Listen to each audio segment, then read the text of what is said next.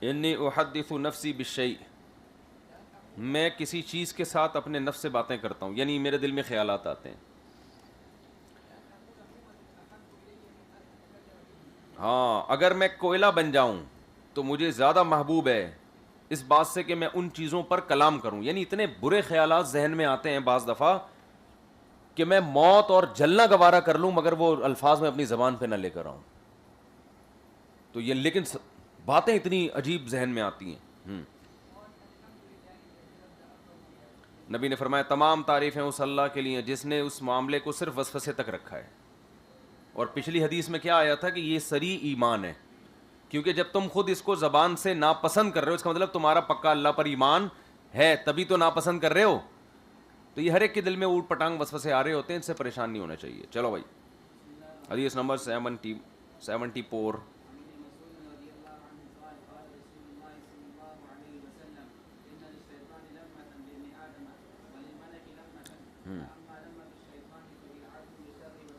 ہاں نبی نے فرمایا، عبداللہ بن مسعود فرماتے ہیں کہ ہر شیطان کے لیے ایک چھونا ہوتا ہے. علما کا معنی ہوتا ہے ارادہ کرنا، یعنی شیطان ارادہ کرتا ہے گمراہ کرنے کا، کوشش کرتا ہے. تو شیطان کی ایک کوشش ابن آدم کے ساتھ ہوتی ہے اور ایک کوشش فرشتے کی بھی ہوتی ہے. فاما لمۃ الشیطان، شیطان کی کیا ہوتی ہے؟ فإعاد بالشر وتکذیب بالحق، شر کے وعدے کرنا، شر کی وعیدیں سنانا اور حق کا جھٹلانا. یہ کیا ہے فإعاد بالشر؟ یار شر کا وعدہ کرنا. او وعدہ یعید اعادن سے ہے نا. یہ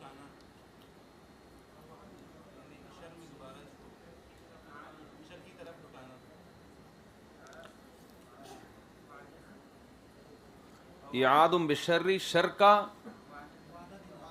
یعنی امید دلانا، ڈرانا، مایوس کرنا. چلیں ہاں. اور فرشتہ کیا کرتا ہے؟ خیر کی باتیں بتاتا ہے اور حق کی تصدیق کرواتا ہے. تو آپ صلی اللہ علیہ وسلم فرمایا فمن وجد ذلک، جو یہ چیز پائے فلیعلم انہ من اللہ، تو سمجھ لے کہ وہ اللہ کی طرف، یعنی کوئی خیر کی بات پائے تو سمجھ لے کس کی طرف سے ہے؟ اللہ کی طرف سے.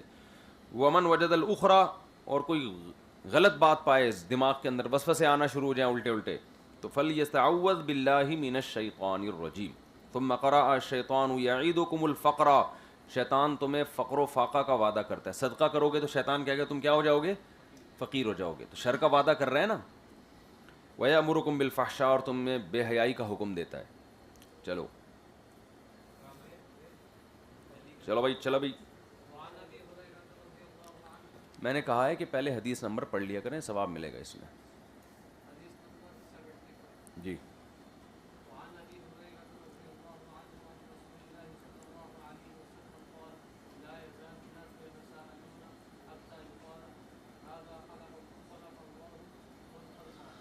فمن خلق اللہ، لوگ سوال پوچھتے رہیں گے یہ مخلوق ہے جو اللہ نے پیدا کی، تو وہ ایک دن سوال اٹھائیں گے کہ اللہ کو کس نے بنایا. اس کا پر کل تفصیلی بحث ہو چکی ہے. فقولوا اللہ احد اللہ الصمد لم یلد ولم یولد ولم یکن لہ کفوا احد، اس کا کوئی ہمسر نہیں ہے. جب ہے ہی نہیں تو اس کے بارے میں یہ بات ہی کرنا فضول ہے. ثم لیتفل عن یسارہ ثلاثا، پھر بائیں طرف 3 دفعہ تھوکے. 3 دفعہ، اس سے وسوسہ ختم ہو جاتا ہے. اسی طرح سے ڈرانا خواب آئے نا تو شیطان سے پناہ مانگ کے 3 دفعہ تھو کر کے کروٹ بدل کے سو جانا چاہیے. چلو بھائی اب حدیثوں کا جو آسان ترجمہ ہے وہ ہم چھوڑ دیتے ہیں بھائی. بہت کتاب دیکھ رہے ہو، یہ نہیں ختم ہو سکتی.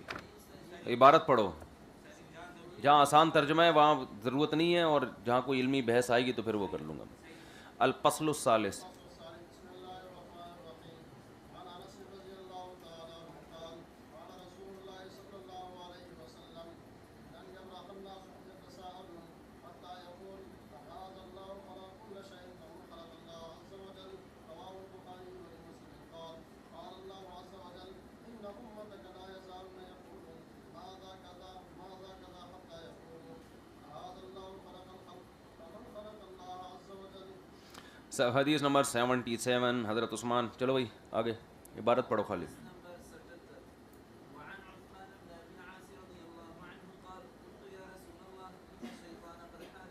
آپ کہہ رہے تھے میں جو طلبہ عبارت پڑھیں گے ان کے مائک لگاؤں گا. ہاں کل تاکہ جو طلبہ عبارت پڑھ رہے ہیں وہ بھی آ جائے نا. چلو یہ بھی صحیح ہے, روزانہ ایک بندے کی باری ہو. چلو بھائی.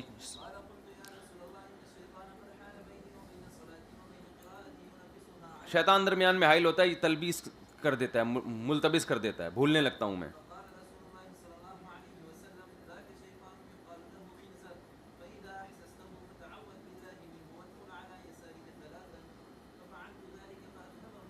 ہاں 3 دفعہ تھوک دو, لیکن مسجد میں جب تھوکیں جب کچی جگہ ہو. ایسا نہ ہو فرش پہ تھوکنا اور نمازی کی جیب میں جا رہا ہو وہ تھوک جو سائڈ پہ کھڑا ہوا ہے آپ, پھر اس کی طرف سے جو وسوسے آئیں گے نا وہ آپ افورڈ نہیں کر سکو گے. چلو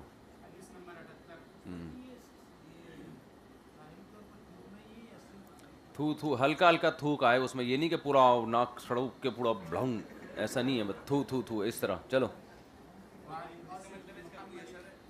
ہاں دیکھو یہ نفسیاتی اثر بھی ہوتا ہے نا, آپ اپنے ذہن سے جھٹک رہے ہو گویا, یہ ایک نفسیاتی علاج بھی ہے. لوگ کہتے ہیں نا بھائی لعنت بھیجو, تو جب آپ کسی کا لعنت ہے اس پر, تو ایک دم اثر ہوتا ہے, آدمی چھوڑ دیتا ہے اس چیز کو. وہ ایک آدمی کا اتنا پریشان تھا, اپنی بیوی بھاگ گئی اس کی, ابھی کل پرسوں کی بات ہے. ہر طرح سے ہم نے بھی کوشش کر لی, اس کی بیوی سے میں نے بھی بات کی, سمجھایا, نہیں آ رہی, اور پتہ نہیں کتنے مہینے ہو گئے. اب وہ لڑکے کی حالت بڑی خراب, تو میں نے اس کو بولا لعنت بھیجو یار.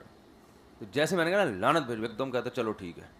یہ نفسیاتی اثر ہوتا ہے بھائی, اس کے دماغ سے خیال نہیں نکل رہا, پاگل ہو گیا ٹینشن میں. تو میں نے کہا لعنت بھیجو یار, کیا کرنا ہے جب ایک عورت تمہارے ساتھ نہیں رہنا چاہتی اور اتنا تم نے اس کا خیال کیا, پھر بھی دفع کرو.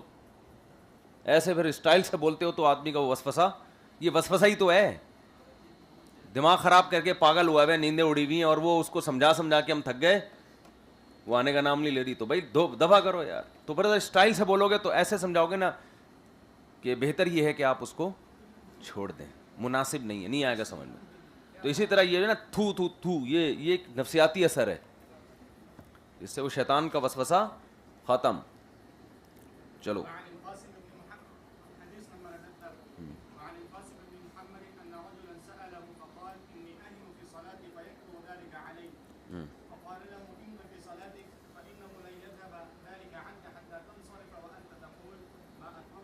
حضرت قاسم ابن محمد فرماتے ہیں کہ ایک شخص نے, بڑی زبردست حدیث ہے, انی اہم فی صلاتی, مجھے نماز میں بڑی فکریں آتی ہیں, فیکفر ذلک علی, اور بہت زیادہ ہوتی ہیں, پتہ ہی نہیں چلتا کتنی رکعتیں پڑھی ہیں. یعنی جب میں پڑھتا ہوں تو فکریں اور شروع ہوتے ہیں کہ میں نے شاید 2 پڑھی ہیں, شاید میں نے 3 پڑھی ہیں, پتہ نہیں یہ سورت پڑھی ہے میں نے, التحیات پڑھی ہے میں نے, نہیں پڑھی. تو یہ چیزیں آتی ہیں. آپ نے فرمایا امضی فی صلاتک, نماز میں چلتے رہو, اس وسوسے کی پرواہ مت کرو. فإنہ لن یذهب ذلک عنک, یہ وسوسہ تم سے ہرگز دور نہیں ہوگا جب تک کہ تم تنصرفہ, نماز ختم کرنے کے بعد یہ کہو ما اتممت صلاتی, ہاں میں نے نماز نہیں پڑھی, جاؤ.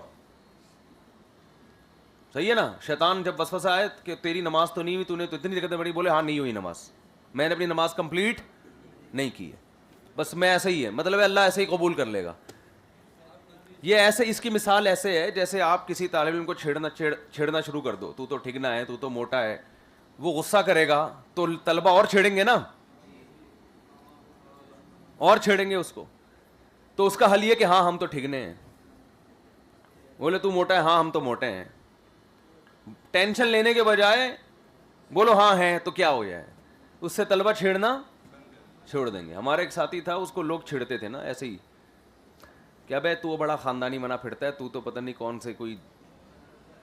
کون سی کس کی اولاد میں ہے. اس نے کہا ہم تو وہ گھٹیا ایک قوم ہے, پتہ نہیں ہندوستان میں, اس کی نسل میں ہم لوگ. تو وہ خود ہی بول رہا ہوتا. تو اس نے ایسا حربہ اختیار کیا, لڑکوں نے چھیڑنا چھوڑ دیا اس کو. تو یہ طریقہ ہوتا ہے. تو یہی مطلب ہے کہ شیطان کہہ کہ تو نے نماز مکمل نہیں کی, بولو ہاں بھائی نہیں کی ہے. اور یہ ہم نے بھی نسخہ لوگوں کو بتایا ہے کہ جیسے جن کو غسل کر رہے ہیں نا, ہو ہی نہیں رہا ان کا غسل, گھنٹے ہو گئے شاور کے نیچے, تو میں ان سے کہتا ہوں بھائی آپ بغیر غسل کے نماز پڑھ لو, جتنا ہو گیا ہے, جگہ خشک رہ گئی نا, ہو جائے گی نماز. نہیں ہوگی تو اسی طرح اللہ قبول کر لے گا. بس بولے نہیں ہم ایسے ہی پڑھتے ہیں بس جاؤ. تو یہ وہمیوں کا یہی علاج ہے, سمجھتے ہو. کل ایک آدمی کا فون آیا, حرمت مصاہرہ کا وہم ہو گیا اس کو نا, پتہ نہیں ہو جاتا ہے بعض لوگوں کو, تو مجھے 2-4 دفعہ میں اندازہ ہو گیا اس کو وہم ہو گیا ہے. تو میں نے اس کو یہی بولا, میں نے کہا بھائی کچھ بھی نہیں ہوتا, غلط مسئلہ بتایا کہ جو کچھ بھی ہو جائے کچھ بھی نہیں ہوتا اس سے. تو یہ مجبوری علاج کرنا ہوتا ہے, مطلب یہ کہ تمہارے لیے کچھ بھی نہیں ہوتا کیونکہ تمہیں ہو کچھ نہیں رہا ہے, تمہیں ادھر فالٹ ہے تمہاری کھوپڑی میں. تو ریکارڈ کر دے گا تو نہیں, تو یہ تو وہمیوں کے لیے ہے نا, وہمیوں کے لیے پیکیج ہے. چلو آگے. اس کی مثال ہے جیسے وضو کیا آپ نے, وضو یاد ہے, ٹوٹنا یاد نہیں ہے. اب نماز میں کھڑے ہو تو شاید وضو کہیں ٹوٹ تو نہیں گیا میرا. اب جس کو بار بار یہ وہم آ رہا ہے اس کو بولے بغیر وضو بھی نماز ہو جاتی ہے. ایسی کنڈیشن میں بغیر وضو بھی ہو جاتی ہے. اس کے بغیر یہ شیطان بھاگے گا نہیں, یہ بتا رہا ہوں آپ سے, چھڑو ہی نہیں. وہ کیا کہ بغیر وضو پڑھ رہا ہے, بولا ہاں ہم تو بغیر وضو پڑھ رہے ہیں. وہ کہا بھائی بھائی بغیر وضو کافر ہو جاتے ہیں. بولتے تو کیا ہو جائے گا پھر. میں ہو رہا ہوں جو بھی ہو رہا ہوں, تجھے کیا تکلیف ہو رہی ہے, یہ میرا معاملہ اللہ کا معاملہ ہے.